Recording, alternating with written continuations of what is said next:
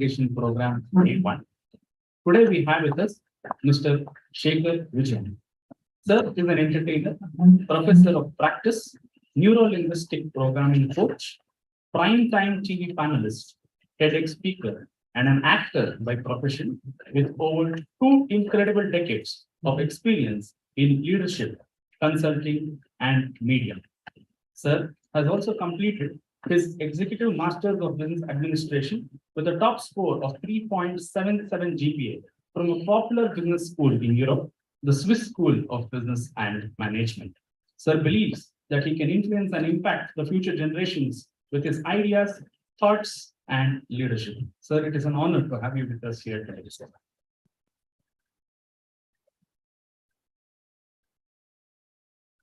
Now, I would like to request our principal, Professor Pankaj Chaudhary, sir, to kindly welcome sir with the flower.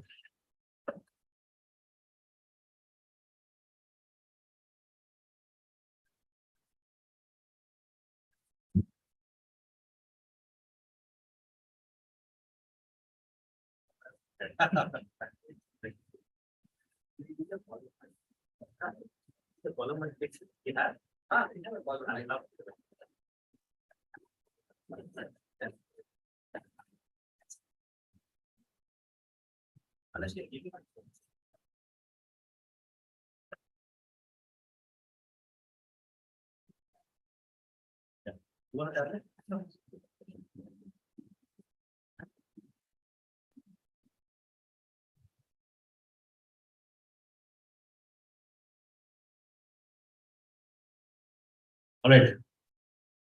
Good afternoon, everybody. Yeah. All right. You know what the topic is today? This is a topic which is very close to my heart because before I start, how many of you like dogs here? Okay. Okay. So the topic we're talking about something is something which is very, very critical and very important, which is EQ. And I've learned that from my dog Sunshine, who I think has got the most beautiful eyes in the world, which my wife might disagree. And she doesn't have a bad hair day, unlike me. And I've learned a lot of things from her. But more than anything else, I think EQ, and I was telling Sir also, this is something which is very, very critical and very important. EQ is really important for the way we look at life, right? And I want the session to be really interactive. So it won't be like one to many or many to one. I'm going to ask questions because I believe all of you out there are smarter than me. Okay. I think it's your intelligence and you're young, you're vibrant. And the fact that at 12:15 in the afternoon, you're awake and listening to me itself is a big deal, right? So before we start, can we clap for everybody here who's got any connection with the army? Any connection with the army? Come on, let's clap. Can we clap for everybody who's got any connection with the Navy? With the Air Force? And the police? And the doctors? Because I believe, I genuinely believe in the pandemic, we've all lost our near and dear ones. We have also had people who had miraculously got through life, all thanks to the doctors, all thanks to our armed services, because they did what they did. And I think it's just a blessing. So I'm grateful for that. Now, yesterday was Kargil Vijay Divas. We completed 24 years, right? Now, yesterday, I started my day on a very interesting note. It's raining very heavily in Kerala. I was there in this beautiful place called Palakkad. And my mom stays there. And it just rains like cats and dogs, and you can actually make paper boats. I started my day by talking to this gentleman called Major Gaurav Arya. Have you heard of him? So Gaurav Arya comes on TV. He comes on debates with me on Republic TV, on other prime time channels. And we were speaking about the army and everything around it. He was very honored. I was also honored to speak to him. And, he was a man of few words, though he speaks a lot on TV, though. It's a different ballgame altogether. But what I also realized is we were talking about the fact that 24 years back was Kargil Vijay Divas. And there was this very interesting saying which happened when they took the Kargil peak. You know that, right? Ye dil mange more. Not the Shah Rukh Khan dialogue. That happens in movies. This is in reality. When they conquered that peak against climatic conditions, against inclement weather, against everything which is going around against them. So there was this gentleman called Mr. Batra, on which the movie is also made. Yes, exactly. Ye dil mange more. And I think that is such a cool line, right? Forget the fact that it's a soft drink line, but ye dil mangi more. And I think that's what EQ is all about. That's what storytelling is all about. EQ somewhere is also about what your heart says. And we're living in a day and age where whether you like it or not, your apps are controlling you. Okay? I'm sure you're seeing that happening around you, right? There is Instagram, there is Threads, there is Twitter, there is WhatsApp. It's a crowded marketplace, man, like a fish market. Even the fish are like saying, boss, please move out. Yeah, this is a bit too much. Elon Musk is telling something. The Facebook guy is telling something. He said, I'll meet you in the cage. You have to be a part of the discussion to do it. And I'm active on all these groups because of the nature of my job. I'm on Twitter, I'm on Facebook, I'm on Instagram and Thread. But I realized one common thread amongst all this is what? One common thread amongst all these apps is what? Other than the fact that they're buying your attention, other than the fact that you are the person who should demand money from them, rather than the other way around. What is the common thread between Facebook, Twitter, Instagram, Thread? What is it? Story. You put WhatsApp, right? WhatsApp stories, 30 seconds. And after 30 seconds, it just goes away, right? That's much more than the attention span of my dog. But we all love watching stories, right? So if your stories are not impactful, if your stories do not make people laugh, cry, or smile, then you won't survive in this world. And which harks back to what I believe in: you don't win the silver, you lose the gold. I believe that, this is very aspirational, very passionate, very motivational. It's something which I truly believe. You don't win the silver, you lose the gold. And Martina Navratilova, a very, very famous tennis player who went against the tide, won so many championships in life, used to keep telling this. And I was thinking, why is she talking about this all the time? But then it makes you think. A quote which can make you think is not a quote, it's life. You don't win the silver, you lose the gold. And somewhere EQ, storytelling, are very integral to how we are going to proceed with our life, corporate life, personal life, anything. If your stories are not impactful, your parents won't listen to you, your teachers won't listen to you, your principal won't listen to you, your friends won't listen to you, your girlfriend, your boyfriend won't listen to you. So you need to decide whether your stories are powerful or not. How do you make your stories powerful? By connecting with that person, heart to heart. I sound like an advertising guy, heart to heart connection. But that's all there is to it. EQ is so important because EQ also talks about values at work. EQ also talks about the gratitude we need to have for our life. Because I believe, the way I look at life, the way I have navigated my career, which I'm doing right now, I don't follow a formula. Every corporate job has a particular formula, whether you like it or not. 2 plus 2 is equal to 4. But in a creative job, 2 plus 2 is not equal to 4. In a creative job, this is not scripted what I'm talking to you. It's all straight from the heart. Because when you talk straight from the heart, it connects, it resonates very quickly. So I think that's very important. So that's where EQ comes in, that's where come in, that's where dogs come in, that's where relationships come in. And I also believe networking is your net worth. Do you agree with that statement? Do all of you know each other here in the room? Why? Why? Networking will only help you build meaningful connections in today's day and age. It's not your phones. Now, for example, I met Pankaj Ji. I met him at the Vidya Balan event. All of you were there for the Vidya Balan event. Were you there? Or were you starting that day? Or you missed a great event? I'm so sorry. No, they have just joined. So they just joined. Okay, so yeah. So there was the wonderful actress. How many of you like Vidya Balan, by the way? Who can hate Vidya Balan? Come on, she's good. So we did a show with Vidya Balan. I met him there. And that's the power of networking. We connected. That will also help you. Your power of networking will help you if you want to advance in your career. The only currency in the world right now is the power of networking. I'm kidding you not. Look around you. Keep your eyes and ears open. Look at the world leaders around you. Our Honorable Prime Minister. All he does is networking. Right? Goes out, meets people, comes back. So many world leaders. You look at Roger Federer, for example. How many feel like Roger Federer here? Only one person. Roger Federer. So Roger Federer, for the uninitiated, is somebody who's poetry in motion. When he plays, it's like watching the game of volant tennis in slow motion because it's all symmetry, it's all angles. As compared to somebody like a Rafa. Rafa, everybody knows. Rafa is known as a golden retriever of tennis. And my dog is also a golden retriever, so I have to bring my dog in somewhere. So Rafa will retrieve anything you retrieve, but he's like a mad bull. And the difference is both of them are world leaders in what they do. And somewhere they also know that if they collaborate together, they can do much more. They are the fiercest opponents when they play lawn tennis. And lawn tennis is a one-on-one sport, right? You're out to not kill each other, you're out to integrate each other. But that's what they do. They try to bring the best out of each other. And that's where collaboration comes in. So EQ is not just about understanding each other. EQ is not just about gratitude. EQ is about collaboration. EQ is about building meaningful relationships. EQ is also about making sure that people around you understand what you're worth. Because networking is going to be a network, remember. And it's about how you build meaningful relationships. If you want to know what's going on in somebody else's life,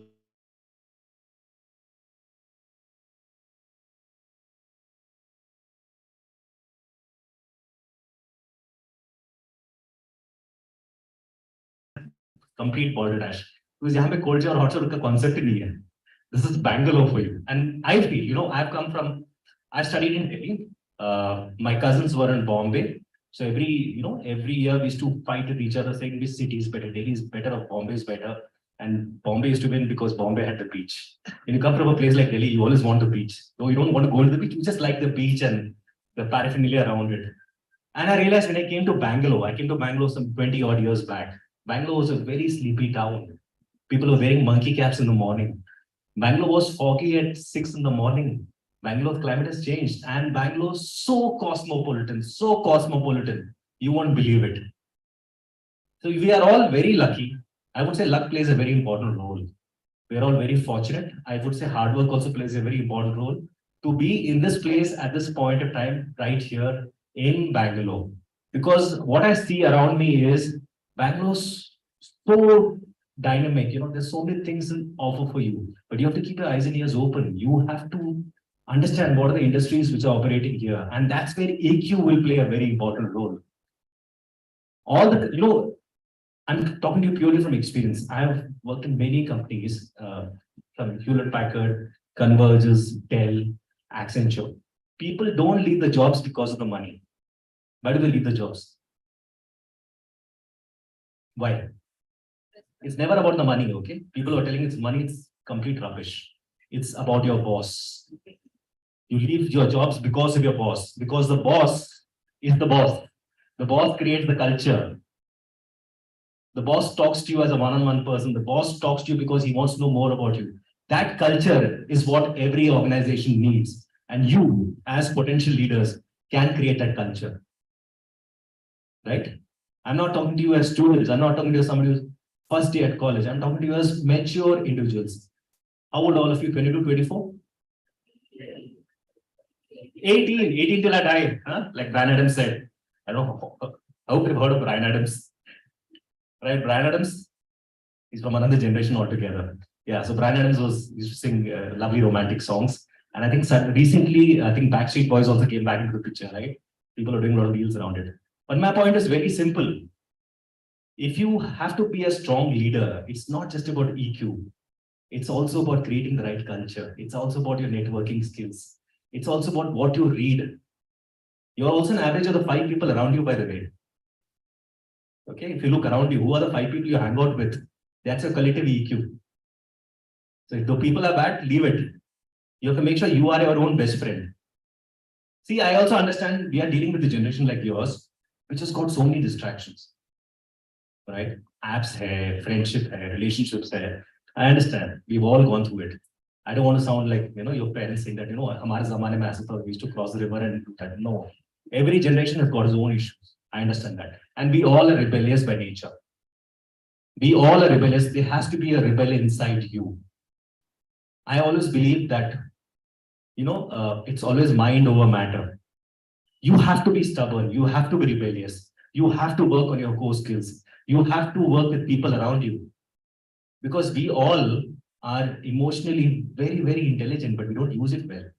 Now, for example, when I speak about world leaders, have you heard of Dr. Abdul Kalam, Nelson Mandela, the Honorable Prime Minister?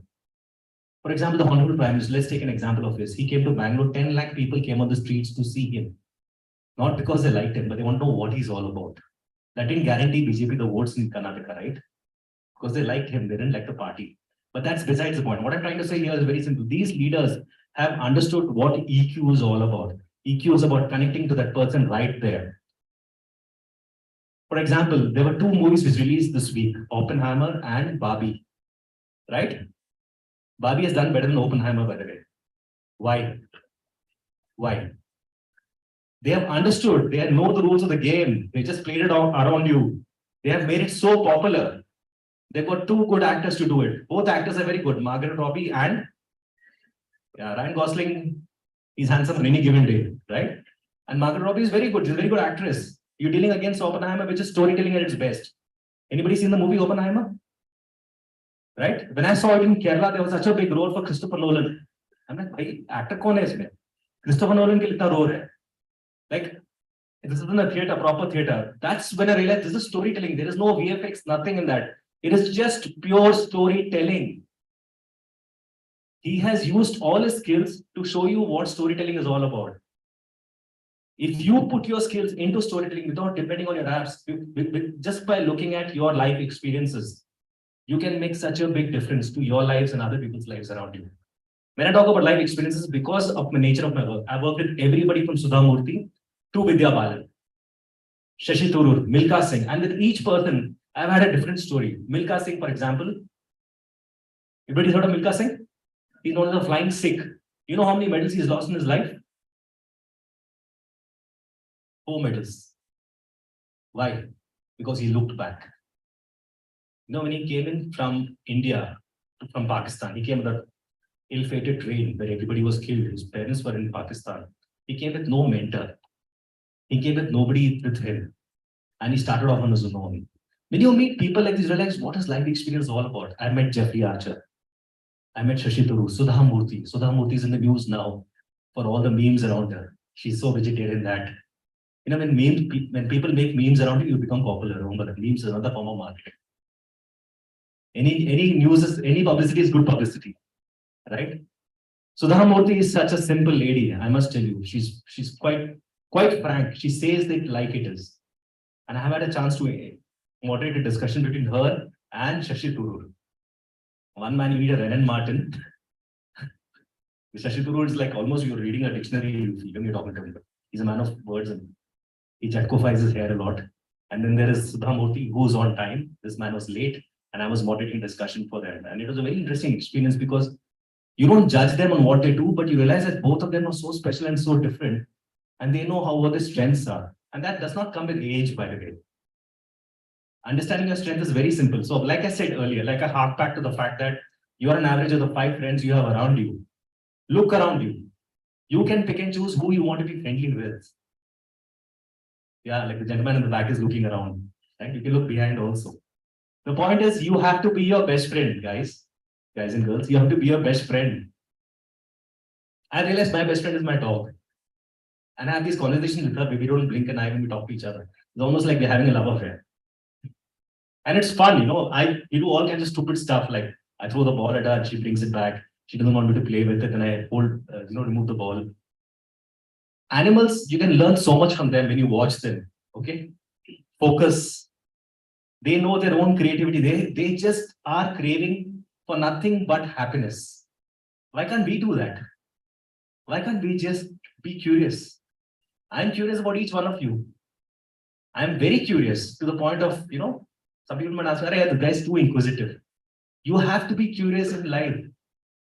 By the time you become curious, it should not become too late for you. Right? So what I'm doing right now at the age of 45 is what my colleagues wanted to do all their life. But they don't want to do it because they're happy with the corporate job. They get a fixed salary. They go back home. They watch TV, Big Boss, and they come back the next day. I'm living my dream as I'm talking to you. This moment at 12:32 in the afternoon is the best moment in my life. And for me to make sure it's the best moment, I want to own this moment. Now, I'll give you an example here when I'm talking about owning the moment. I've done a show with Shah Rukh Khan too. Now, Shah Rukh Khan, whether you like him or not as a good actor, is somebody who can captivate an audience, right? But you realize he makes every person who meets him, he makes them feel very special. He's got that art. There are two things which really works here. One is charm and one is credibility. Credibility hai, charm nahi hai, charm hai, credibility nahi. It has to work both ways. When I'm saying charm, I'm talking about charisma.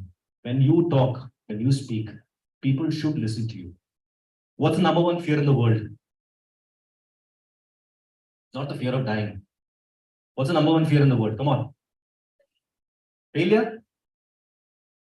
Fine, okay.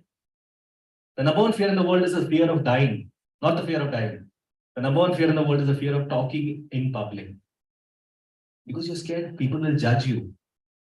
But if you're at complete peace with yourself, which is not easy as you think it is, and if you have life experience to go back to, you can deal with anything. But in this entire session, I'm going to talk to you about some failures I've had, some deaths I've had in my family, my trip to Mount Kailash, Mansoor Lake, which was a life-changing experience for me, and about the various people I met. But more than anything else, what it has taught me is your life experiences can make or break you. Your EQ can really make or break you. I just did a TED talk recently on why EQ and storytelling are the superpowers of the 21st century. And if you look around you, EQ is going to be really important. I fail to understand why schools have not given it that much importance. I fail to understand why animals are not allowed inside schools. You know, Mahatma Gandhi ji famously said, a nation is not a nation until you don't take care of your animals. He was, whether you like him or not, he was way ahead of his time. He used the power of non-violence to get what we had today, right? Whether you worked or not, didn't work, that's a different thing. But that's what great leaders do. That's what each one of you can do. Each one of you out there, if you can work on your core strengths, I'm not talking about learning something new, because YouTube is there. You can pick up anything you want. Don't worry.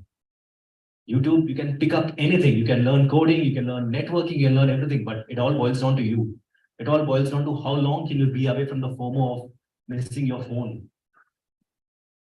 Are you game for that? No phones, no selfies, no stories, just one-to-one interaction with your friends, colleagues, teachers, with your subjects, with your books. When you talk about books also, for example, the art of listening is also about the art of reading, you know. You should read everything and anything you find around you. I've read everything from Tintin. Everybody's heard of Tintin? Tintin is a very, very popular reporter. And this was in World War II. They made a comic called Tintin series. And there was Captain Haddock. And Tintin had this dog with him. That's where I think the dog concept came to my head. And, you know, he was an adventurer at heart. Somewhere we are all adventurers, remember that. We're all very curious. Somewhere we all want to strive for happiness. But something is stopping us. Something is not letting us go the next step. You know, as an entertainer, as an improv artist, as an actor, I want to break the fourth wall all the time. When I'm saying break the fourth wall, if you look at web series around you, where you have the lead character talking to the audience directly, that web series always does well. Because the audience feels, my God, this person is just like me. And that's what EQ is all about. EQ is all about how much can you relate to a person. Arey, iske saath bhi hua, mere saath bhi hua hai. Arey, oh, this guy has also got stuck in traffic. I've also got stuck in traffic. Oh, this person has watched Sholay a number of times. Oh, yes, even I have done that. Oh, this is what he likes. He or she likes to eat bhel puri on a rainy day. Yes. This one is in love with his dog. And by the way, dogs and cat videos are the most popular videos on YouTube. If you notice, if you want to get more views, just put dogs and cat videos, because dogs are ready for any video to send them. But you have to be very patient with them also. Now, as we talk about dogs and as we talk about cats, any idea what is the name of the dog which went to outer space? Anybody? Okay, the dog's name was Laika. She went from Russia and she came back. They made a small sculpture for her and then she passed away. That country thought so much in advance. And it also boils down to the fact that, you know, genius is not a guarantee for wisdom. If you look around you, we end up comparing ourselves to each other. Don't do that. Don't compare yourselves to each other, because everybody has got a journey of their own. Everybody has got a journey of their own. Everybody is special. And that's what makes us dynamic. That's what makes us stand out. If we start comparing ourselves to each other, we'll always be playing a game. If we are constantly following or leading, it's like a game. And you don't want to do that to yourself, because if you do that, you'll only end up in trouble. So I would suggest Be your own best friend. Be your own competition. Be the best version of yourself every single day, every single moment, every single second. It's not so tough. Be grateful for the life you have around you. Because I believe I'm lucky, I'm fortunate to talk to you at this point of time at this beautiful college, which has got such a lovely legacy. I don't know if you know this, but BMS College started in the year 1946, much before India got independence. Isn't that special? So you're a part of something really big, a big legacy around you. And that's what great teams do. That's what great athletes do. That's what great families do. They build a great culture. Why is RCB not winning anything in the IPL? Tell me. Just one tagline, na, "Ee saal cup namde." Why? Because it's a one-man show. Granted, Virat Kohli is a great player, but you need a team to play, right? Why is CSK winning everything? Why? It's a team of also runs. Everybody looks old. Everybody looks and talks like Dhoni, right? It's a boring team. It's not flamboyant like RCB. But CSK wins. Why? Because the culture is very strong if you look closely. Let's use Dhoni as an example of EQ. Okay? All of you have seen the video of Dhoni celebrating his birthday with his dogs. There was another video of Dhoni where his garage of bikes was shown. And he was visibly embarrassed when it was shown because I think Manish Prasad was showing it and he didn't know how to react to it. That is Dhoni for you. He's an enigma. He decides who his audience will be. This is a man who's not even playing regular cricket. He's just playing IPL cricket where he just plays 2 balls. Us 2 ball it's not that he hits a 4 or 6 every time. He could be the best example for a Harvard case study. Have you thought of it? But Harvard's not done a case study. And why? Because Harvard doesn't want to. There are various other lobbies at work. If Dhoni stands for Prime Minister tomorrow, he will become the Prime Minister also, I can tell you that. That will happen sometime in the future. Take my word for it. My point is, he's the best example of EQ. He's the best example of leadership. He does not believe in talking. He believes in executing. It's not that he's very talented. It's not that he's, his balance. It's not like he's like a Sachin Tendulkar who's all about numbers. Dhoni has only played 98 tests, by the way. I don't know if you're aware of this. For a person, cricket is all about numbers, right? Cricket is all about, achieving that milestone. As compared to a Sachin who must have played 350, 400 games, Dhoni has only played 98 tests as a captain and then he retired. It just goes to show this man is at the top of his powers, but he decides to leave when he feels is right. Right? So there's lots to pick up there. Dhoni is not from Chennai. Dhoni is from up north, Bihar. If you've been to Tamil Nadu, Chennai, if you're not from that place, they don't treat you really well. Right? They made him his own. Why? Because he's created the right culture. His team has started winning. So winning is a habit. Winning is a habit. Like I say, you don't win the silver, you lose the gold. You have to win. There's no denying it. You have to win. You have to be aspirational. There are no off days in this world, okay? There are no free lunches. Let me be clear. Whoever's giving Gyan to you is charging a price for it. Why? Because winning is a habit. And no top leader will ever tell you why he is winning, he or she is winning, because that's a secret. What is the secret behind winning? Nobody will tell you. But the secret to that is very simple. Your storytelling skills. If your stories are not impactful, nobody will listen to you. As simple as that. If you are not connected, if your core is not strong, my core, I come from a very honest and authentic place. I don't want to hide anything from you. For other people, being simple is being very complicated. That's where your apps come in and put all those filters for you, right? They put those filters and they get used to those filters because it makes you look better. But why? If you can be your honest and authentic self, and that smile is the most natural thing, why do you worry about it? But it's very tough to be honest, by the way. It is very, very, very tough to be simple. Because life gets very complicated as you move in the corporate career. In terms of values, in terms of working in a team. So I would suggest when you're working in a team, when you're working in a company, you have to focus on being a part of the team, being collaborative, trying to understand what the team wants, understand the strengths and the weakness of the team. And no team is perfect. Every team is like a family, right? You have to collaborate. You have to use your networking skills. Your storytelling skills should be on point. Today, if I call one of you and tell them, you please come on stage and tell me your story. Are you game for it? I don't know. I'm talking to you from a point that I have had life experiences. I've traveled. Simple question for all of you. What is important for you? The journey, the destination, or the company? Adarsh, what is important for you? Journey, destination, or company? Or the camera? All. आजकल के नौजवान बोलो journey, destination, or company. Think about it, okay? This is a trick question. It's not as simple as you think it is. The journey, the destination, or the company? Journey? The gentleman who introduced me, what do you think? The journey, okay. Destination?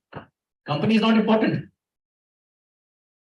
What about those wanderlust trips and all you want to make to Khardungla Pass, Kulu Manali? Instagram is showing you, come, we'll make a trip together. What about all those trips? That is your apps for you. So see, it changes as per the situation. Your journey, your destination, your company changes as per the situation. It's never a right or wrong answer. There's a book called The Fountainhead. There's a book called The Fountainhead written by Ayn Rand. It's about this very ambitious architect. I read that when I was around 12 to 13 years of age. And I read it again when I was 18 years old, 10, 20 years old, then 40 years old, and 45 years old. Your concept of the book changes over a period of time. Your fundamentals of life change. Life, what it was at 12 years old, changes when you're 15 years old, 18 years old. It changes completely. And sometimes books take you to that situation. Books can take you to an imaginative world. So I would recommend all of you to start reading more books. Read books like The Art of War. It's written by this gentleman called Sun Tzu. He was a Chinese scholar. The Art of War is what happened post the pandemic. The Art of War. Okay. Read books like The Fountainhead. If you want to take a note, please take a note. These are some books I would really recommend to all of you. The Art of War, The Fountainhead. Read any book which is written by Sudha Murthy because her books are so simple and so easy to understand. By the way, Sudha Murthy is one of the highest, her books are read around the world, largest selling books, Sudha Murthy. And if you hear her talk, she's so simple, right? How many of you saw her in the Kapil Sharma show? When you saw the Kapil Sharma show, you realize other people are so shallow. Like Ravina Tandon is quite a star. Uske samne feeki pad gayi. Why? It's not because Ravina Tandon is more beautiful or more gorgeous. That's not the point. Intelligence. The EQ. Sudha Murthy was speaking herself. Everybody is not speaking themselves in the Kapil Sharma show. They're all trying to put on an act. There's a laugh track which plays in the background. I'm telling you because I'm a comedian. When you're a comedian, when you want to make people laugh, you'll always have your friends sitting in the front seat. You play a joke on them and they start laughing and then ha ha ha, everybody laughs along. Because you always have to start with a broad joke. And being a comedian is the toughest job in the world. 500 people always judging you. Yeah, this joke is not funny, man. It's not landing. In my first show, my mom had come for my first stand-up act, which I did for Agitas, a very upmarket ice cream. And she was sitting right in the front seat. And I had to crack a joke. And you know, usually what you do is when you want to make people laugh, you crack a broad joke or you crack a sex joke.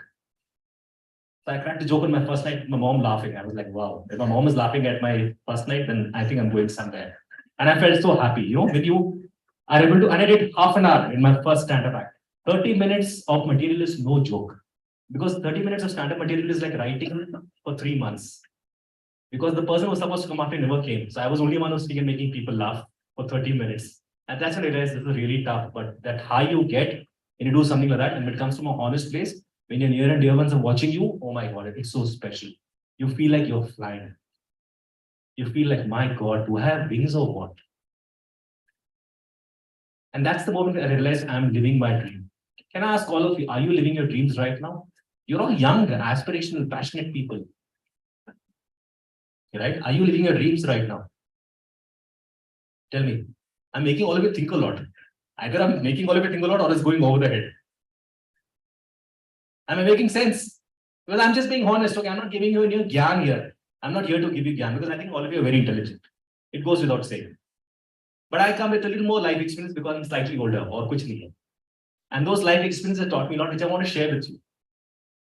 Like my interaction, for example, Jeffrey Archer, my Mount Kailash Mansarovar Lake trip, the amount of clients I've worked with, the stakeholders I've worked with, what I've learned from them. And I feel, you know, leadership is not just about doing the things. Leadership is about comfortably talking about your failures. Which leader in India you see talking about the failures? Tell me that. You can count on your fingers. Which leader? Do you see any leader talking about the failures? Yes or no? But I find one leader who's quite special. One leader who's got all the money in the world but does something really special. His name is Ratan Tata. He's a little old now. He's around more than 80 plus. He always has a person with him who's handling his work, a young man. Ratan Tata does a lot of work for dogs. He's got very high EQ. And the Tata Group is known for this. That's one businessman who really stands out, right? But how many do we have like this? How many do we have? For example, if you look at world leaders around you, for example, if you look at somebody like a Nelson Mandela, somebody like Barack Obama, great speaker, great speaker. You know that one speech which changed his entire history was when he bid for elections. One speech, if you Google that, you'll get his speech. He spoke about the magic power of speaking. And now his wife is also standing for elections. But Barack Obama is a great speaker, very charismatic person. But do you realize that America was the unsafest during his time? The maximum bombings happened during Barack Obama's time. So what it basically indicates is don't go by what you see. Try to always connect the dots. Because you are young, you're aspirational, you're passionate, you're creative. You can think faster than others. That comes with age, right? Don't just assume what the media shows you. Don't just assume what the pink papers show you, right? So even tomorrow when you're working in a team, when you're working in a company, there are certain values every organization has, the ethos the organization has. Try to understand those values and the core skills which will always happen in any organization, which will make you stand out. And you can, file a lawsuit against me if you want to. It's going to be storytelling. It's going to be EQ. It's going to be your emotional quotient. How well do you connect with others? How well do you want to make a difference to your life and the lives of others? If you can do that, you're a born leader. Otherwise, you will just be doing like what every normal Tom, Dick, and Harry is doing and be happy with it. Either you want to be an also-ran or you want to live your dream every night. And trust me on this. Every day when I go to sleep, I sleep with a smile. My mom thinks I'm mad. Dog, though, never mind. Wife was like, this guy's one case. This is a crazy and quirky guy. Shekhar Vijay. My in-laws think, what is this guy? What has gone to this guy's head? But my point is, I live each moment. I thrive in each moment. I enjoy this moment of talking to all of you. I would die for this. Why? Because I enjoy this, because I'm in it completely 100%. I live for this. I'll do anything for this. And that's what is passion. Passion personified. That's what, it's all symmetry of everything coming into place. Happiness. I'm very curious by nature. I'm happy. I'm happy because somewhere I found what I wanted. Yes, but that's a destination. And that's where I want to share something with all of you. I've been to this place called Mount Kailash, Mansarovar Lake. All of you heard of Mount Kailash, Mansarovar Lake? Are you aware that the Russians have been trying to get into that Mount Kailash and they're not succeeded? The stories around it, the conspiracy theories around it, because there was, I think, a Russian contingent which went there, they never came out. Why do Russians always do this? Either they're the villains in some Hollywood film or they are always exploring something and something goes wrong, right? Always a part of some conspiracy theory. So I was fortunate to go to this place called Mount Kailash, Mansarovar Lake a couple of years back. Now that is the most enigmatic and the most beautiful place on planet Earth. I'm kidding you not. When I'm talking to you, I'm getting goosebumps. I went there a few years back. And when I went there, we had to go through this Nepal, which had gone through an earthquake. And Nepal was in a very bad state at that point of time. Went through Nepal, went to China-occupied Tibet. And there the people don't speak English to you. They don't speak Hindi to you. Khana to door ki baat hai. You're wearing 4 layers of clothing. You're wearing masks. And you realize that, my God, you're onto something really special. The helicopters you take to reach there are between the Himalayas. And all of you have gone through turbulence? Anybody scared of turbulence here? I'm damn scared of turbulence, by the way, I've done skydiving also. So it's quite a oxymoron. So, when these helicopters go through the Himalayas, the helicopters just shake.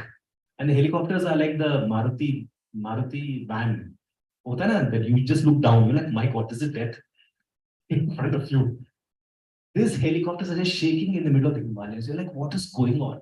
It's because of the air pressure. And that's when you realize nature is such a showstopper. You're nothing in front of nature, That's when all your senses come into play. Like your EQ comes into picture there, and you try to do small talk with the pilot.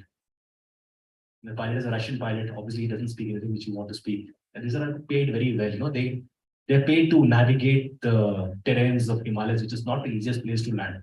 If you YouTube the videos of there's a particular airport there, which is right from here to there, and then the plane takes off. So I was in one of those planes, those small planes, and you're sitting there, and the plane took off, and when it landed, everybody clapped. I'm like, why are you clapping? Is he clapping because the plane landed? My heart skipped a beat. I said, yeah, this Mount Kailash trip's not been my last trip in life. I want to come back to India also. So Mount Kailash there's basically the concept is there's a 53-kilometer trek you do around the mountain, and it's a beautiful place. You've got two lakes there. You've got the Mansroor Lake, you've got the Rapsasthal, and it's has religious significance, of course, for the Tibetans and for the Hindus. They say Lord Shiva is there, and more than that, there's adventure, there's romance, and the thrill of doing a 53-kilometer trek around the mountain is unbeatable. Second day, I went to this place called Dolama Pass, which is the highest point in Mount Kailash. You really need an oxygen mask to be there. And you're wearing 4 layers of clothing, you're walking like an infant. You cannot even feel yourself. Food to dur ki baat, you don't get food there. You won't get, what you're living on is basically burnt rice, dal, and tukka, and nothing great, and yak milk. So one of the Sherpas there told me, sir, if by chance you stop anywhere in Dolama Pass, you call 20 to 1. I was like, why is he telling me all this rubbish? I was like one privileged guy traveling to Mount Kailash. I felt like I've conquered the world. I said, "Theek hai, dekha jayega." And I, like one hero, I didn't take the horse because I fell off the horse. I didn't trust the horse that much. But I realized the horse will not want to kill you. Every animal is, nobody wants to kill you, by the way, in these places, because so I wanted to visualize this with me. On the right side is Mount Kailash, and the left side is the river. And we are walking through this, and the horse is you're on top of the horse, and the horse is always looking. The animals, they always look from the corner of the eye. Like, is he watching me? Is he not watching me? We look at cows, we look at horses, they all have these big eyes, which also look beautiful at times and terrifying at times. So I fell off the horse and said, no, I won't go on the horse. I will walk. I walked 3 kilometers, which was the worst decision of my life. Because on the second day, which is Dolama Pass, which is the highest point in Mount Kailash, I started walking.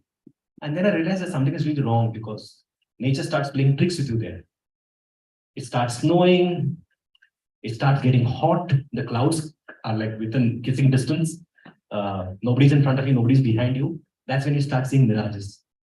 You visualize something is koi hai, koi nahi aage, koi piche bhi nahi hai.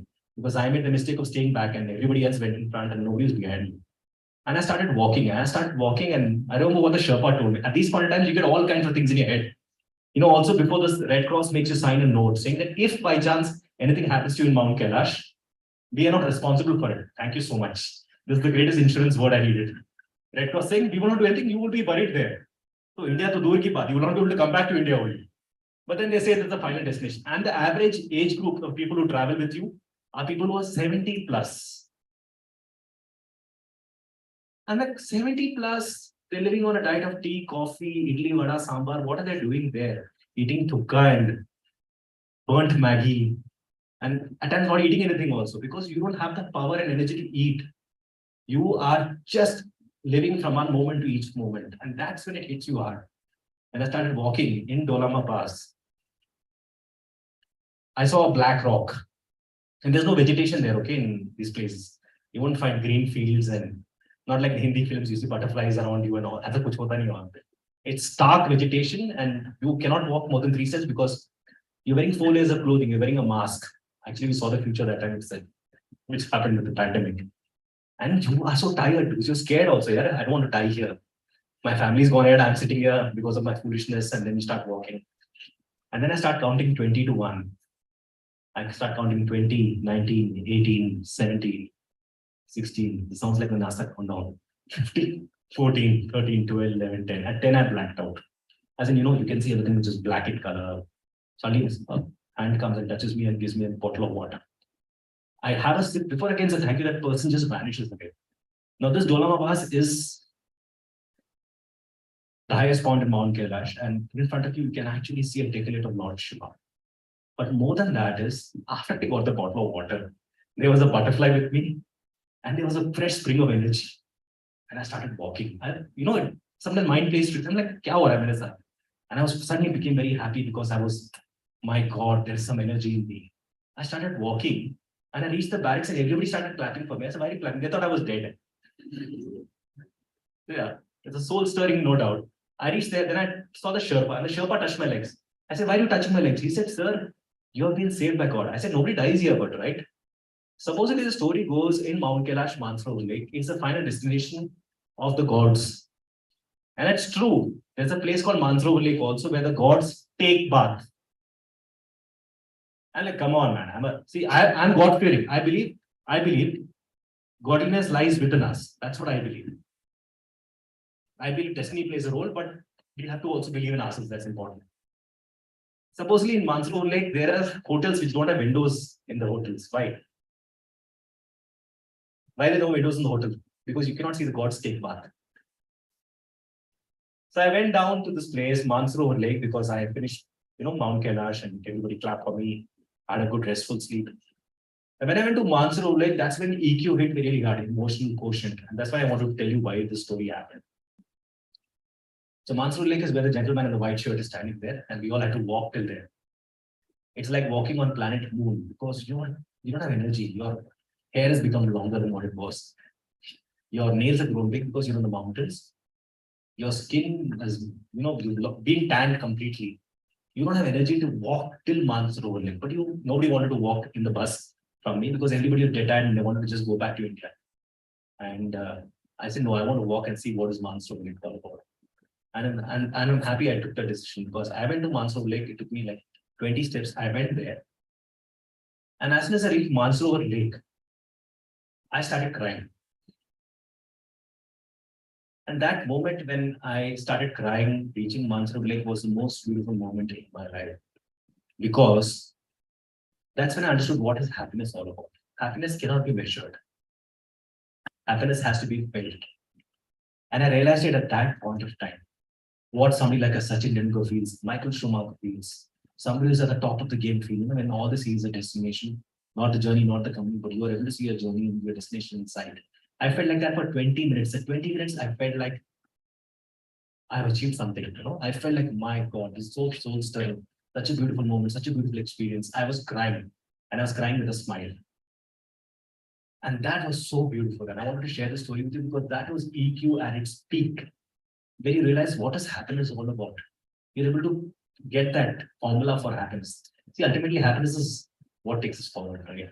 Sometimes you can buy happiness, sometimes you cannot buy happiness. Happiness is value. And I valued it that day when I was there at Mount Kailash, Mansarovar Lake. When we came back, one of the non-resident Indians, they picked up a fight with a localite whose name was Karma, saying that we make better khichdi in India than we make here in Tibet. That lady who's infamously known as Karma showed them what karma really is. She was also the air traffic controller, which I think is the toughest job in the world, and said that I won't allow any Indians to go back to India. That's when Sushma Swaraj tweeted about us. I don't know if you remember. Sushma Swaraj was an external affairs minister once upon a time. She tweeted about Indians who were stuck in Mount Kailash, Mansarovar Lake. And then I landed, came back to India, came back to Bangalore. As soon as I came back to Bangalore, I touched the earth and said, Jai Mata Di. Because that experience of going to Mount Kailash, Mansarovar Lake, will always stay in my life. And I want to share this with you because I feel energy is very important. When I say energy, the energy which you have, which you take forward is very important. And how you carry that energy. It can be positive energy, negative energy, and you should be able to sense it by now. When you're working, when you're in a college, when you're in school, when you're working in a team, energy is so critical.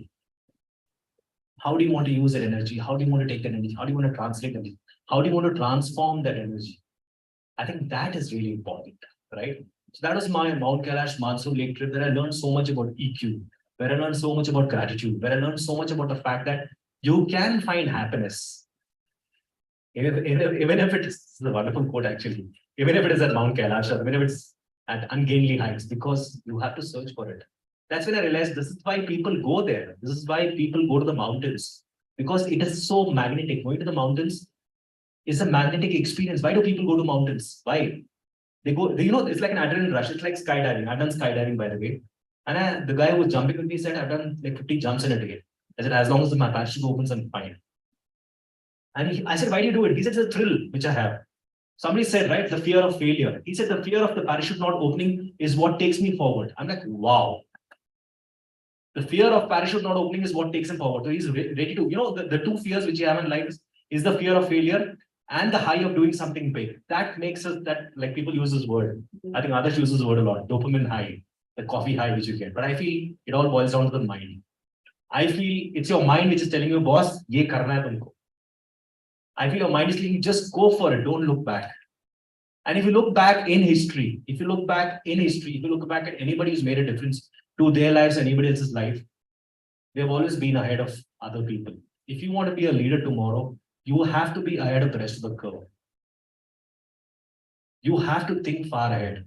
You have to think of solutions, not the problem, which is easier said than done.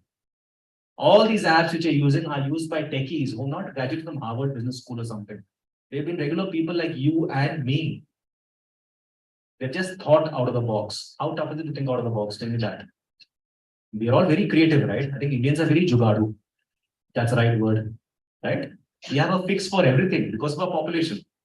I think it's an outcome of that also, because of the competition we have within our families also, of trying to be the best child all the time. But if you move out of that, and now in this position which we are in today, in India is in a very, very good position globally. I always tell this, I was telling this somewhere in TV also the other day. Modi ji went to US. US laid out the red carpet for him, green carpet, and we are so happy, so fortunate to have you. They are business at the end of the day. They are business people at the end of the day. They will do whatever they can to get business from India. Right now, India is in a position to tell people that this is what we do. Earlier, India was telling people this is what we can do for you. Now it's the other way around. Business is coming to India because we both are the producers as well as suppliers. Why do you think why do you think Facebook is doing whatever they can to woo India? Why do you think Threads is coming to India? Why do you think all these Hollywood films first come to India? Why? Why are they using the word Bhagavad Gita in their movies? Why? Because they know Hinduism is very important. They know India is very important in the larger scheme of things. If India is very important in the larger scheme of things, you are also equally important. You are a part of history. Have you thought of that? I'm telling you purely this. I travel around the world for work. I travel to places like China, Australia, US, Thailand, Phuket. I did a show there too. And I tell you, the way they look at India is very different now. They look at us with a lot of privilege. They look at the fact that India is hospitality. India is culture. Our culture is the biggest strong point, our biggest selling point. We don't talk about our culture at all. We don't talk about it. I was telling this to Ashwini Vaishnavji. He's the Railway Minister of India. I told him, why can't we have railway stations where we talk about the stories of India? Our railway stations now look like airports, and our airports look like railway stations. Have you noticed it? I'm talking from a generation which has seen very, very bad trains. We've seen very bad trains, very stinky bathrooms, kuch kaam nahi karta, internet is not working, some strange sound you keep hearing. Now everything is in autopilot mode here. Like we've still got a long way to go. But our airports are so different now. I've traveled to US, I've seen the airports there, it's nothing great. They're just a big country, that's all. I realize, they're only big, that's it. But we are so different. If you travel a few kilometers in Karnataka itself, the language changes, the dialect changes, the food changes, the customs change, everything is so different, right? It's about, and I feel somewhere we have to move out of our comfort zone. Somewhere we have to realize what is so critical about India and make things work. It's about reading the situation. It's about reading the room. When I say reading the room, you should be intelligent enough. And I say intelligence is a word which is overused a lot. Being gifted, being talented is a very overused word. I don't think there's anything like talent. It's about timing. It's about being in the right place in the right time. It's about a sense of opportunity. It's about being curious. It's about knocking on the door and making sure that there's somebody out there who wants to listen to you. And that's where you have to be your own competition. That's where you have to realize that, I can do this better than another person because I believe in myself. You have to believe in yourself. I want to share a very interesting story. There's a man called Muhammad Ali, aka Cassius Clay. He was a very popular boxer. And there was an Amazon special office on Amazon Prime, Muhammad Ali. Muhammad Ali was poetry in motion. He had the maximum knockouts in the history of boxing. Now, boxing is a very violent game. People have to kill you with the guards on, of course. And this man used to intimidate his opponents in press conferences, like what Virat Kohli is doing now. He used to do it 40 years back. This man used to walk the talk also, right? He used to beat his opponents down also. His opponents have done a special on him in Amazon saying that we hated his guts, but we liked what he did for the game. I feel that's a true trendsetter, right? There's somebody like him who has made boxing so popular. And that's Muhammad Ali, aka Cassius Clay. He also stood up against his own country. when his own country wanted to send him for the Vietnam War. He said, "You are doing so much atrocities within US, and you want to send me for something like this? I won't do it." They took his championship title away. He said, "Fine, take it away." So you've got to stand up for what you believe in. And I'm telling you, as youngsters, all of you 18 years old, 19 years old, there will be moments in life where you will be questioned. There will be moments in life where you will decide, यार नहीं, इतना और लड़ाई नहीं कर सकते. I can't fight more than this. और क्या हो सकता है मेरे साथ? Like, you feel like you're the shittiest person on earth. You feel like it can't get worse than this. That's when you got to believe in yourself. That's when you got to say that, no, you know what? I think I can do it. Because a courageous person is not a courageous person who's made of steel. A courageous person is that person who's got a little bit of more guts than the other person sitting next to him or her, by the way. That's what courage is about. Courage is all about having that mental awareness. You know what? I can do it. And we are living in a day and age right now where you can make it possible because you have the tools for it on the internet. Everything's for free. You have friends around you because all of you are the similar age group. And you're in a place like India where collaboration, hospitality, networking is equally critical. And you are in Bangalore. I want to reiterate this more than this because Bangalore is so cosmopolitan. You can speak any language and get away with it. English, Hindi, Malayalam, Telugu, Kannada, anything, right? I think Bangalore is because people are well traveled here. People are, I don't know, I've come from Delhi and I've grown up, done my schooling, college in Delhi, and it's been a different experience staying in Bangalore. Very receptive. But from my checkered career, as a stand-up comic, somebody who comes on TV, I fought for Sushant Singh Rajput also. Have you heard of Sushant Singh Rajput? Yeah, we fought for him really hard on Republic TV because there's much more to it than meets the eye. That's when you realize that truth is stranger than fiction. जो दिखता है वो बिकता है. But if you can make a difference, each one of you, how many of us there in the room? 200 people? 150? Okay, multiples of 2.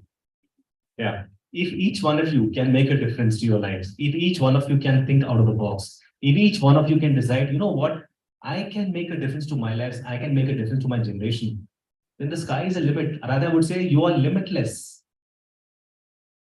Is it possible? Not because I'm here to inspire you, because I know that each one of us has got potential. And that potential comes from a very sacred place in that. It's from your EQ. You have to be grateful for life. I believe there are 3 things we should really focus on. Our spiritual health, our mental health, and our physical health.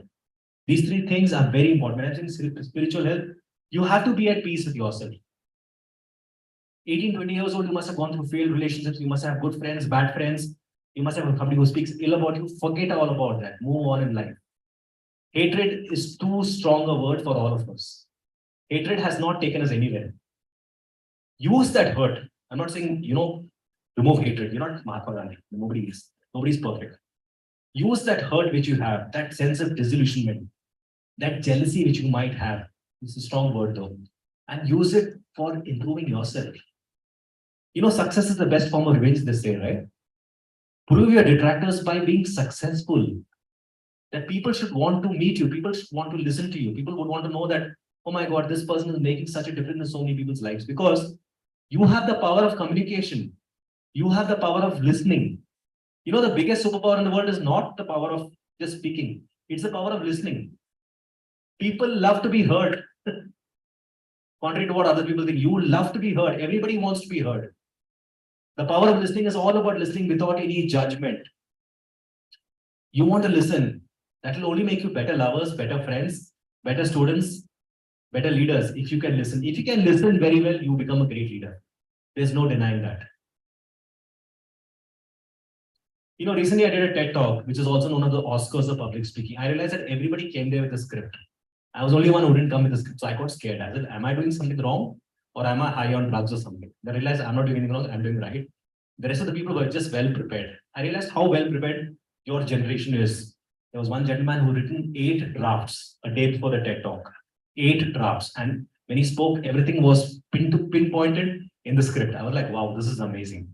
Whereas I didn't have a script at all. I just spoke from a honest place in the heart, like I spoke to you right now. Each one has got their own story.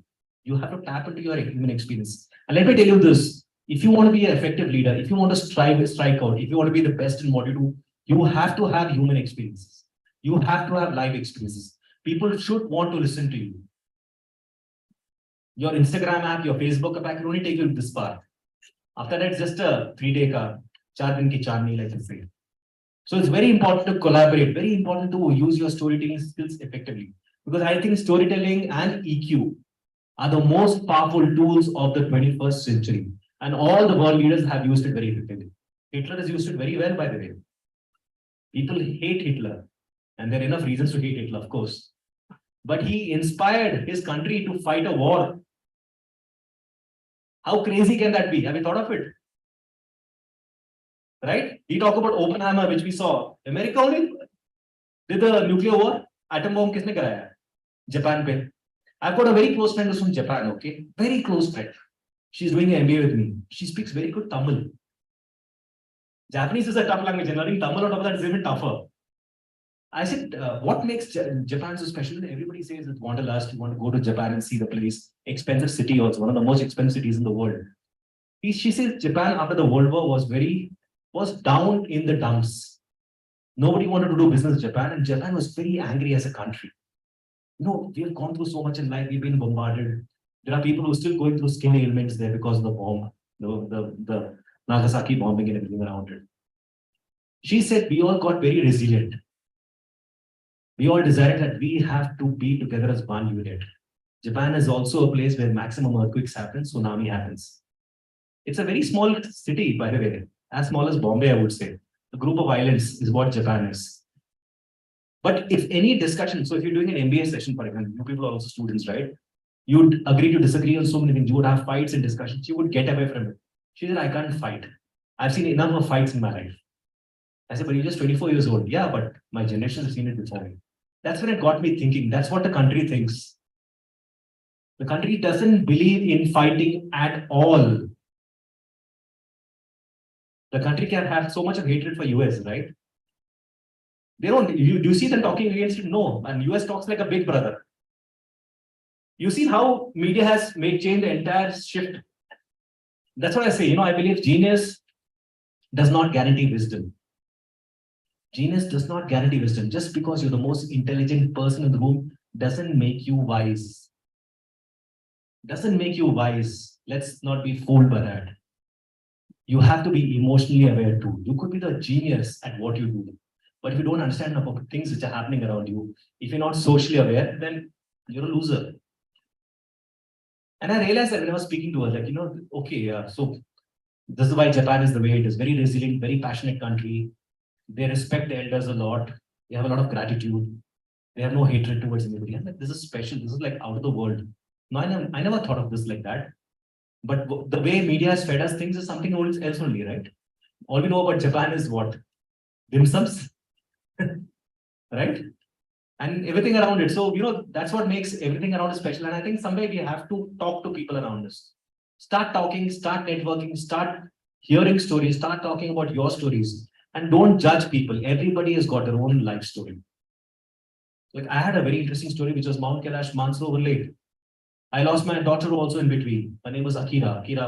I named her after Akira Kursova. She passed away a day before I did a show with Jeffrey Archer. She was a preterm child. And when she passed away, that's the only day I cried. And my wife obviously cried. And we all everybody looks at sadness in a different way. You can either cry about it or you can laugh about it. For comedians, tragedy is the best way to get laughs, by the way. Do you know that Charlie Chaplin was the most tragic person on earth? Are you aware of that? Charlie Chaplin was the most tragic person on earth. And tragedy got the best out of him in terms of comedy. So for me, for example, if I'm sad, I'm using all my skills in display to exhibit that for you.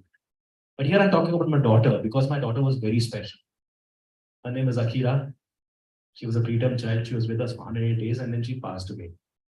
And the day she passed away, I realized that life is very, very temporary. Happiness and sadness. These are all passing phases. Right? You make the most of each moment. There was another family celebrating the arrival of their child. This was in Cloud 9 in Indranaka. And that's when it hit me hard. There will always be birth, there will always be death, but you've got to be ready for both. It's easier said than done. It comes from a place of high wisdom and looking at life. But then sometimes these incidents really shake you. And sometimes you realize there is some superior power which is telling you all these things. And I realized it that, a day after that, I was doing a show with Jeffrey Archer. And I wanted to do the show, and Jeffrey Archer took me aside and said, Shekhar, what happened? I said, he said, your eyes are red. I said, yeah, my daughter passed away last evening. He said, you're a brave man. She passed away last evening, and you're out here entertaining and engaging with the audience. I said, yes. And he gave me a big hug. And then he told me, you're a special guy. I said, no, I'm not special. I said, it's because of my daughter's energy and will do this. I feel somewhere my daughter's energy has propelled me forward. That has been my superior power. Somewhere I've used that energy and said, okay, fine, let's make this happen. I've used that energy positively. Somebody else's death, somebody who's close to me, her death, I made it and said, let me engage, let me use my superpower, where I can inspire, engage, and entertain people. And from that day onwards, I never looked back. But everybody has a different way of dealing with death, by the way. My wife, she grieved for a longer time, whereas in my case, my grieving was talking it out. So we don't judge people on that. We know what. So you have to decide what works for you. You have to decide what works for you when you're moving on in life. When you're moving on in life and you want to do so many things in life, it's very important to understand your ideas, your inspirations, what inspires you, your life challenges, your life goals, all distractions. Because at the end of the day, companies are looking out for you achieving their goals. Either you're happy doing that or do something on your own. Have you noticed nobody has made movies till now on entrepreneurs in India? Have you thought of it? In India, I've only made movies on Dawood Ibrahim, Sanjay Dutt, like Milka Singh, okay. Who has made a movie on entrepreneur till now in India? Have you seen any movie on entrepreneurs in India? Entrepreneurs got such an inspirational story, right? Whereas overseas in Bollywood, Hollywood, they make movies on so many entrepreneurs. Why can't it happen here?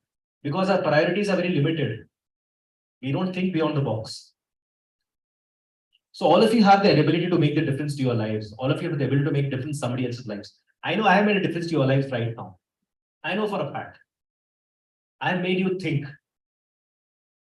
Once you start thinking, that's when action really happens. If you don't think, then you don't think. You don't do anything about it. And I feel we should all be very grateful for the life we have. I feel we should all be very fortunate and take that blessing and keep moving forward. And please bless your detractors. People have hurt you. I know we've all gone through failed relationships. We've all gone through friends who would have backstabbed us. Everybody's gone through it. Don't worry. We're all in this together. We're all in this ship together. But if you keep using that as a reason for putting yourself down, you'll never do that. And don't be apologetic about yourself. मैंने अपने आप से बहुत बुरा किया नहीं. Nobody's perfect. हो गया. You've made mistakes, you've made amends, move on in life. Use that as a learning and keep moving forward. If you don't learn from it, if you don't learn from your failures, that's a big failure. And that's why you realize none of our leaders right now, nobody talks about their failures because they feel it's not cool to talk about their failures. But actually, if you talk about your failures, it makes you more open, it makes you more honest, it makes you more vulnerable. See, I spoke about my daughter's death, right? That's something which is very personal to me. I'm speaking to you. You're all complete strangers to me. Why would I tell you that? Because it makes me more vulnerable to each one of you. Because I've got nothing to hide.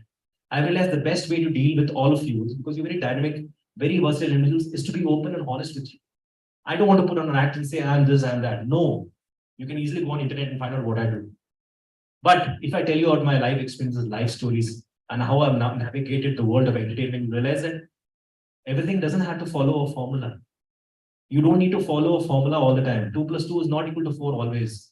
2 plus 2 can be 5 also, because that elusive 1 is that magical power which all of you have. That one can make a difference to your life, by the way. You might think what I'm saying is very spiritual and really over the top, but think about it. We all have that magical power, right? We all have that determination and eyes that we want to strike out and do something big in our lives. And something or other is always stopping us. It could be family, it could be friends, it could be, the fact that you don't think you're good enough. No, that's rubbish. That's rubbish. You don't need to be the most intelligent person in the room. You don't need to. All the world leaders are not the most intelligent people in the room. Right? Best example, our Prime Minister. Chaiwala turned PM. You may like him, you may hate him. Forget that. You can't take away the fact that he was Chaiwala who became PM, right? That goes without saying. That gives you so much of confidence that, I mean, I can talk to all of you who are more intelligent than me, who are obviously more emotionally aware, because I believe you're all young, you're all very dynamic individuals. I know I can make a difference to your lives. I know I can make a difference. I know I can. I know we can. You all agree with me? Yes or no? Why so muted? Like, They might be hungry. they might be hungry. No, but I think on a parting note, I think you've got another 5 minutes. I think on a parting note, I want to tell you this, that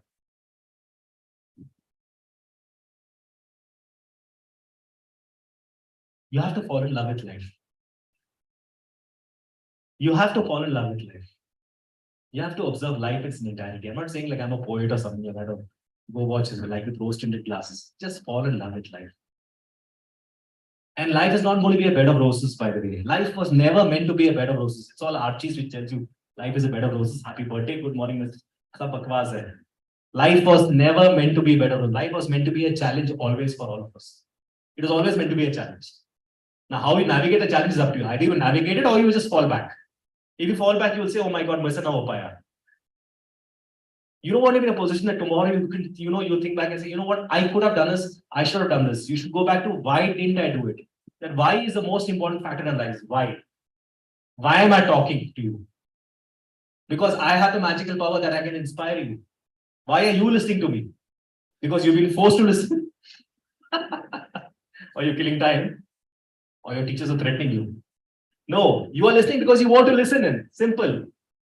That why, please go back and try to figure out what is the why for all of you. हमने क्यों किया ये? Why did I study? Why did I work? What do I want from life? You have to look back and you have to put short-term targets for yourself, long-term targets, short-term targets. What is the legacy you want to build? Will people talk about you when you die tomorrow? I know it's too far-fetched. But think about it. What kind of legacy do you want to leave behind? Because I genuinely believe we all have the potential. We haven't even realized even 1 inch of it till now. I feel we all have the potential. That potential is there within all of us. It's deep down there in a very central area in our lives. We have to go into it, get it out of our body, remove all the hatred, remove all the negativity and keep moving forward, because we are all about energy, by the way. I genuinely believe energy is what takes us forward. There is a certain energy which we all have. If you don't use that energy well, you will fall aside. And you don't look back and say, I should have done it. Why didn't I do it? And get jealous of somebody else, doing it. Because those are all human factors, right? So look at energy, look at the people around you, learn from your experiences around you, watch, observe, read, and make your stories very, very, very impactful. There are enough and more stories. I'll tell you this. Today morning, I was at a haircutting salon, and there was a guy who was getting a beard trimmed, and he was getting a call from his boss, and they had this WhatsApp call. All 6 of them were there, and this guy was trying to act very busy in front of us by talking in Hindi because he heard me talking Hindi and English. It took me back to that. There's a video which went viral, HDFC Bank. You've seen the video where the boss is scolding his employees on the phone. It's a video which has gone viral on the internet. This is boss, which you should never do. Tomorrow, if you become a leader, you should never scold anyone in public, by the way. Golden rules of work. Never scold anyone in public. Never scold even your friends in public. Because we all have ego. If you want to admonish somebody, scold them in private. But if you want to praise somebody, praise them in public. People love praise. People love attention. That's the first rule of power. We all love attention. We all crave attention. You should never shout at people in public. Because somewhere, when you shout, hurtful things come out. And when hurtful things come out, you can't take those things back. But when you appreciate, you appreciate. It's been wonderful talking to each one of you, indulging with each one of you, sharing my life experience with all of you. I hope you picked up something new. I'm also available on, this is what I do. You don't necessarily lose the cold. My name is Shekhar Vijay. My best friend is my dog, Sunshine. And like I said, she's got the most beautiful eyes in the world. I'm also there on Instagram. I'm also there on LinkedIn. I'm a professor, by the way. That's what they call me. I'm a professor of practice. And it's a very, very interesting work which I do. We should connect. The biggest problem your generation is going to face is having the right mentor. The problem is not going to be about choice. The problem is never going to be about choice. You people are smart. You people are really smart, I can tell you that. But getting the right mentor, that's going to define your success. Somebody who can listen to you without judging you. Somebody who can tell you, you know what, you're going right here, you're going wrong here. So look out for the right mentor in your lives. I could be that mentor. I'm there on LinkedIn. Let's connect. But it's been nice to talk to all of you. Thanks for listening in. Thanks for not yawning. Thank you so much.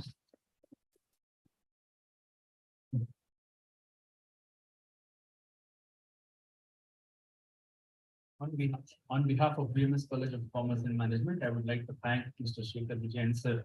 So can I have a huge round of applause for him?